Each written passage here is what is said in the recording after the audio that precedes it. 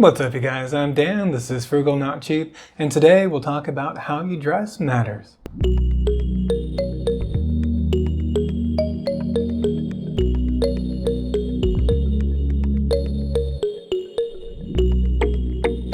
A couple weeks back, I was speaking with a friend who had kind of a funny story to share. He had gone in one day. For some reason, he was wearing a suit, and he walked into a Sears place to look for a lawnmower. And, wearing the suit, the staff came up to him. They were really, really friendly and helpful and, helped him look through his different options and all that stuff. But he wasn't ready to buy it just yet. I guess he was going to do a little bit more research. And then, so he went back home. Another day, he'd been doing a little bit of work around the house. I think he was building a deck, so he was dressed pretty differently, maybe a little bit more scuffed up from doing that. So he went back to go get the lawnmower. But now, this time, not wearing the suit, he got absolutely zero attention from any of the staff. And in fact, he got so upset about that he decided not to buy a lawnmower from there. And he went to a different store in order to get one. Although he ended up with like not as good of a brand, I guess. So I don't know. Anyway, so what I took from the story was, one, I don't think it makes sense to be so prideful, right? But the other is that, like it or not, the way that we present ourselves to others absolutely makes a difference. Now, does that mean that I'm going to be putting on a suit every time that I go to buy a lawnmower? No, absolutely not. But still, it is important to know that, how we dress is going to make a different impression on people. And we can actually use that as a tool in our lives. And I've done that and found it to be really helpful. So what are some different arenas or scenarios where it might be important to consider our attire? Well, you've probably already thought about this one. Of course, work is the kind of number one on my mind. So if I'm going for a job interview, depending on what kind of job it is, I will dress differently, right? If I were going for an interview as a barista, I might dress a little bit more casually than if I'm going for an analytics or a financial analysis job. If I were applying to do retail at REI, then I'd want to dress a little bit more like, wear some REI clothing and look like, I was into the lifestyle, because they'd want somebody that really knows their stuff in terms of outdoors. So really about making sure that your attire says something about you that's going to help you in that situation. So, again, at interviews, it's going to be looking clean and presentable and also a good fit for the position. At work, when I do presentations, I'll want to dress like this, also when meeting clients. But there are a lot of other situations where showing up in a suit isn't going to be the best first look. One of those might be a first date.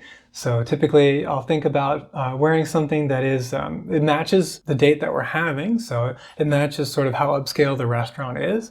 And then also just kind of, I don't want to look like, I don't want to overdo it by putting on a suit. So I'll wear something, I might wear a sports coat if it's a nicer place, but no tie. If it's a little bit more casual, then I'll do business casual. If we're doing something outdoorsy, then of course I'll dress for that. So it's really about matching the activity and then trying to put my best foot forward. Really, this can be quite important anytime that we're meeting someone new. Being introduced to a new friend group, or if I've just moved to a new place, whatever it might be, then I can carefully choose the way that I dress in order to present myself in a different light. If the first time you ever saw me was, at the pool wearing board shorts and a t-shirt versus if you saw me like this, you would have a really different first impression, right? And so that can be useful. Certainly. Actually, one of the reasons that I don't dress like this for all of my videos, whereas there's some other YouTubers that do, and I think it works well for them, like Patrick Boyle. He dresses up quite nicely, former hedge fund guy, writes books, very, very serious content. I wanted my stuff to be a little bit more approachable, and so that's why I tend to dress a little bit more casually. And then sometimes I'm just, not in the mood. I just kind of go with whatever feels comfortable and good, because I figure if I'm having fun, if I'm being natural, then, that's going to come across on the camera and you guys are going to feel that, and it's going to be a better experience for you. But I don't always dress up in order to sort of present like the best impression. There are other times when it can be helpful actually to dress down. So one of those is when I'm going to be, depending on the crowd that I'm with, I don't want to make anyone feel like, I'm trying to upstage them or be too fancy or what have you. So I'll dress down if it's a crowd that's a little bit more low key. Another place that's helpful is whenever I go to spend a lot of money. So actually, I don't want to look like I'm really, really rich and they can bilk me for however much it is, right? So oftentimes, if I go to the car dealership or if I go to like the dentist or just, I don't know, any place, say I was going to go buy a car, I would not dress up like this. So I wouldn't do either of the two extremes that my friend did, where on the one extreme he's wearing a suit and on the other he's wearing like, you know, beat up work clothes and he's all kind of messed up from doing the work. I'd want to look somewhere kind of in the middle, like presentable, but I don't look like I'm super wealthy or anything like that.